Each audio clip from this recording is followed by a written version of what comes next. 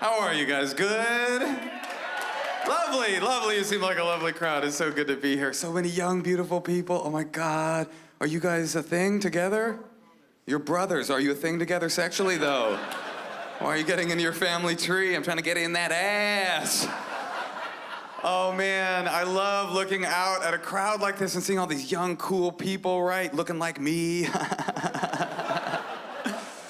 I don't mind older people in my crowd. How are you, sir? Like, I don't mind. I want everybody to be in my crowd, but what I don't like when young people will bring their older relative to a show to celebrate something. They do that on the road out there. They do that. They'll be like, oh, it's Grandma's 85th birthday. We thought we'd bring her out to the comedy club to celebrate. Fucking why would you do that? To me, to you, to yourself, to your grandma. You know you're just gonna get uncomfortable when I start telling dick jokes like, oh no, oh, not around grandma. Poor little grandma. No, her ears can't take a dick joke. Your grandma can take a dick joke. Your grandma can take a dick. She loves it. It's true. Don't get weird. Don't pull away from me, guys. Do not do that. I'm not making this up. This is scientific fact. It's a physiological reality. Your grandma sat on a dick and your mom was born. That's how it works. If you're mad at me, you're mad at physiology. I didn't make this up. It's science. I believe it was Stephen Hawking that first said, your grandma, little dick. I think it was him. That might have been an excuse for me to do a very, very bad Stephen Hawking impersonation. It's possible. Nevertheless, the fact remains, people get so uncomfortable with this notion of their grandparents as sexual creatures, because I think it's because we're uncomfortable with our own aging process. I don't know why I made eye contact with two brothers, both thinking about the same woman at the same time. She's a lovely woman with a huge, voracious sex drive. The point is, I think we're uncomfortable with our own aging process, so it brings us comfort to think of our grandparents as like, oh no, at a certain point they age out of negativity and sexuality. They become like little angel creatures walking amongst us. No! They're pieces of shit like you and I.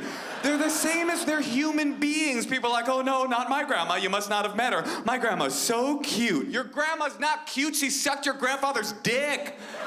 She did, sir, she did. Up here, eye contact, brother. She did. Your grandma saw your grandfather from across a crowded Duke Ellington Lindy Hop concert and did whatever the flapper equivalent to twerking was across the ballroom. And your grandfather, he's not cute either. He called the sheriff because there's a black dude trying to have a milkshake in his section of the restaurant. I want to apologize for the historical accuracy of that joke. Actually, it's not historically accurate in Canada at all, but down south, we got a little problem with something called racism. I might have a warped perspective because my grandma was a trip. My grandma had weird sexual boundaries with me. Like, I never fucked her, but one thing I will say, I didn't. Why are you guys getting weird? I never did.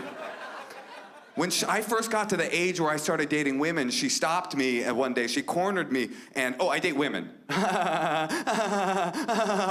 So, I really am fascinated with that, by the way.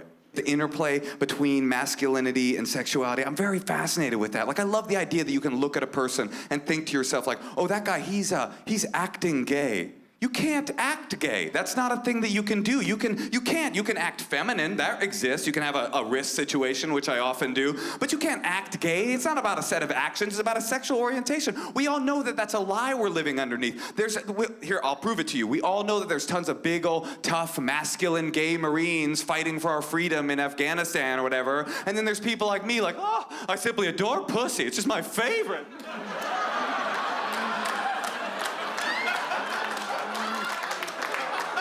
You know, not every comedian would take air labia, pull it over his body like a sock, pull it off, turn it into a bow tie, and then do autoerotic asphyxiation with it. But I will, because you're just for laughs, and you're worth it.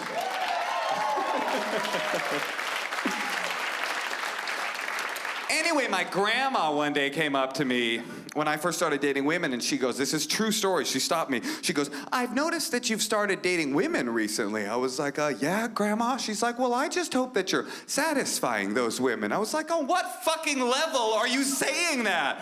She's like, oh, on a sexual level. You know, your grandfather made me climax. I was like, shut the fuck up, Grandma! I have to live with that kind of psychological scar tissue for the rest of my life. It's been 10 years since my grandma passed on. I still can't have an orgasm with a woman until I scream, you just got Grandpa Kashered. and then I dump a bag of Werther's Originals on top of her and run out of the room. Good night, you guys. Thank you so much. Thank you.